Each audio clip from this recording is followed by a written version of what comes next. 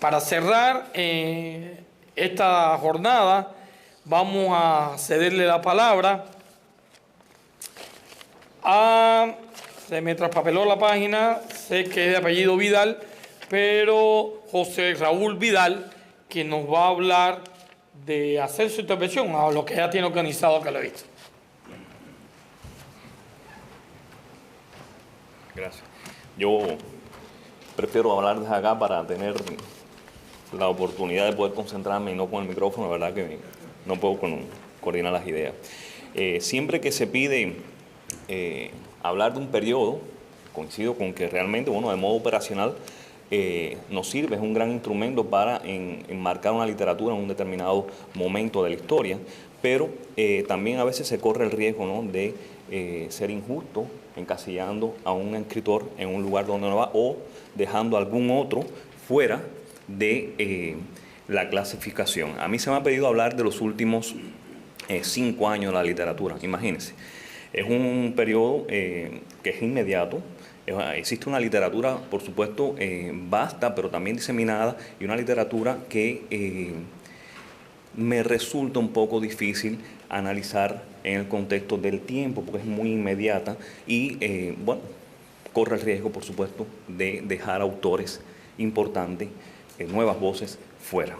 De modo que voy a hacer un resumen de lo que se ha estado hablando acá, desde el 59 a la fecha, todos estos periodos que hemos escuchado por boca de los panelistas.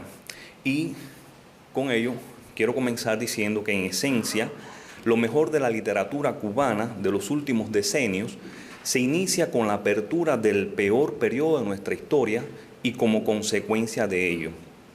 Escritores y poetas, los más afortunados, encuentran en el exilio el espacio idóneo para realizar, lejos de ataduras y academicismos estériles, la fundación de un nuevo espíritu de la narrativa cubana. Exploran ante todo la palabra y defienden su esencia con la vocación que aprendimos del apóstol. Hoy, al estar aquí reunidos para rendirle homenaje al libro cubano exiliado, comprendemos mejor que la literatura cubana de las últimas décadas no solo ha sido prolífera y rica, sino libre y auténtica. La expresión nacional ha trascendido el marco de la isla para adquirir voz propia en el ámbito universal. Mientras el tirano se dedicó a fusilar libros y hombres, los cubanos del exilio edificaron la obra monumental que hoy nos convoca. Sí, somos un pueblo grande, diseminado por el mundo con muchas historias escritas al fragor de las condiciones propias de este exilio. Un exilio que ha hecho una literatura vasta, plena de poesía, cuentos, novelas y de la crítica más aguzada de estos tiempos. La patria se prolonga en este libro con la savia del intelecto y la sangre de todos los cubanos. De las Guásimas y de Bahía de Cochinos venimos a grabar en tinta y en papel, con vida e inteligencia, nuestras experiencias y esfuerzos, nuestros amores y tristezas, nuestros aciertos y desengaños. La obra que hoy nos acompaña es fruto de un pueblo inteligente y creador. Es una obra libre y espontánea, y no se abatirá pese a lo contingente y a cuanto falte por hacer, porque ella es la explicación de lo que somos, aunque sus detractores y algunos pusilánimes de espíritu no vean la luz que tienen delante. El libro cubano exiliado se ha hecho de puro reto por sobre el curso de los años hasta crear una tradición que hoy es parte vital y guía de nuestro pueblo. Es un libro intenso y múltiple, apegado a la condición de vivir exiliado, expatriado o desterrado, con todo el alcance que estos términos le imprimen, dicho sea de paso, el carácter de imprescindible.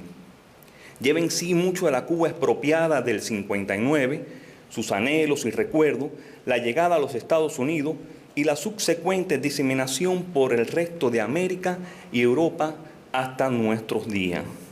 Sabemos que no han faltado incomprensiones, sería iluso negarlas, pero hoy, con la autoridad de este libro cubano exiliado, Podemos hablar despacio y sin prejuicio de nuestra apertura al mundo, sin la prepotencia de maniqueísmo ni censuras, sino con la libertad y la responsabilidad que ello implica. Sí, tenemos una responsabilidad ética y cívica ante el pueblo y la historia. La publicación de un libro es mero hecho de imprenta si no lleva en sí una intención estética, ni cumple con su función lúdica, o su autor no es consecuente con su obra.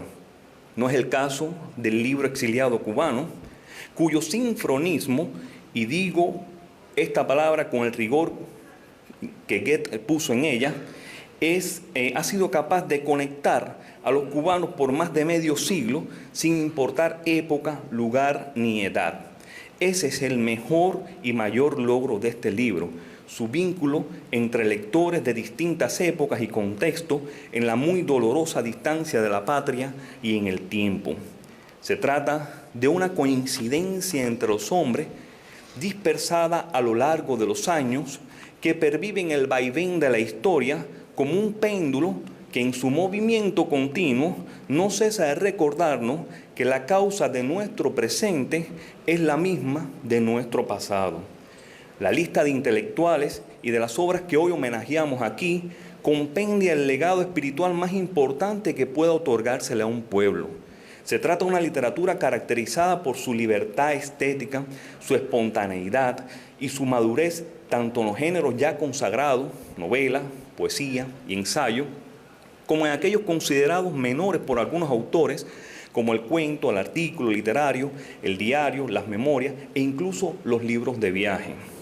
Por solo citar unos pocos ejemplos de estos últimos 5 años, me atrevería a nombrar algunas nuevas voces, entre muchas, que han ido haciéndose de un espacio propio a nivel internacional.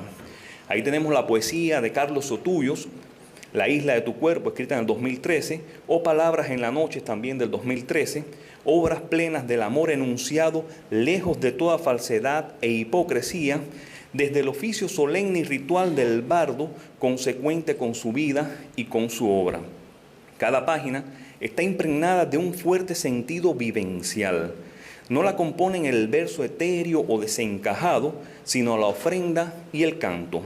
Todo pensamiento lleva juntos la textura de lo ordinario y lo extraordinario de la condición humana. Son los versos de un guerrero de la luz. También encontramos las fábulas ilustradas de Jorge Luis Porrata, ¿Qué dijeron los animales?, escritas en el 2012, un libro donde la ilustración define magistralmente la fábula y propone una versión única en el acercamiento al desarrollo e historia de la persona humana. Es un libro esencial. La narrativa exquisita también de Daniel Morales, con su novela La Casa del Sol Naciente, escrita en el 2011, que recoge la experiencia de una generación anulada en voz y carne entre los excesos de medio siglo de ordeno y mando, o los cuentos de Su rastro breve, escrito un poco más atrás en el 2005, con una prosa ligera y segura, pleno de fantasía y testimonio, trasunto del narrador comprometido. Destaca asimismo la obra de Diana María Ibezate, autora de Paisajes de Mujer, y La generación Albur, escrita en Valencia en el 2011, y uno de sus más importantes versos recogidos en el poemario Hallar el sitio, en el 2008. Diana escribe una poesía femenina esencial, con unos versos que se extienden y recogen con suavidad, atentos siempre a las realidades interiores y a la verdad y a la fuerza de sí misma. Es una autora exquisita que nos muestra la poesía desde la poesía, que termina salvando, aún sin hallar el sitio, como dice ella en el libro, al poeta y a quienes le acompañan. También tenemos, por último, pensando así, entre los autores, La raíz de mi cuerpo, de Laura Yamilé, y la edición bilingüe del poemas de Carlos Manresa, El eterno extranjero, del 2011.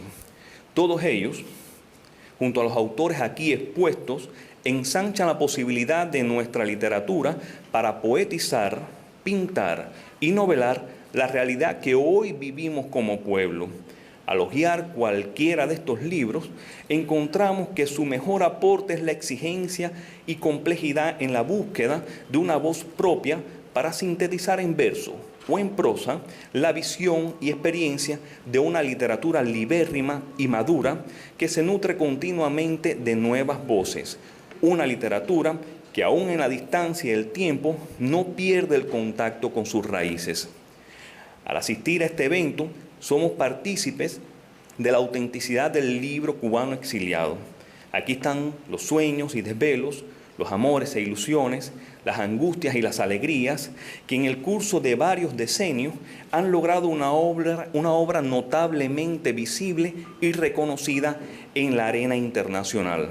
Una obra cercana a la patria, pero lejos del despotismo y la censura que aniquila su pensamiento y su libertad de expresión. Una obra bajo la orientación de José Martí y Félix Varela, creciente en la hermandad y en el deseo de una patria edificada con todos y para el bien de todos. Muchas gracias.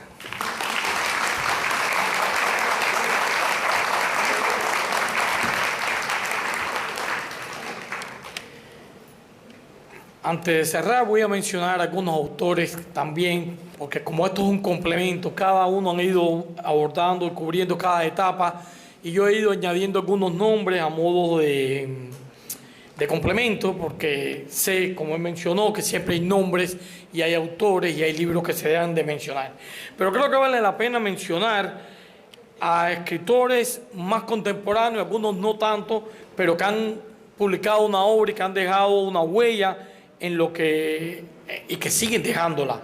Voy a mencionar entre ellos Antonio Conte, Armando de Armas, Rodolfo Martínez Sotomayor, Rafael López Ramos, Juan Francisco Pulido, Reinaldo Bragado Bretaña, Jorge Luis Llopi, Yanisa Canetti, Daina Chaviano, Ena Colombier, Armando Añel, Denis Fortún, Fernando Godo, Manuel Gayor Mesías, Manuel Reguera Saumel, Eduardo Mesa, Félix Luis Viera, Félix Anecio, Ernesto Hernández Busto, Elvira de las Casas, Eva Vergara, Carlos Carralero y Juan Cueto Roy, entre otros muchos que pudiera mencionar.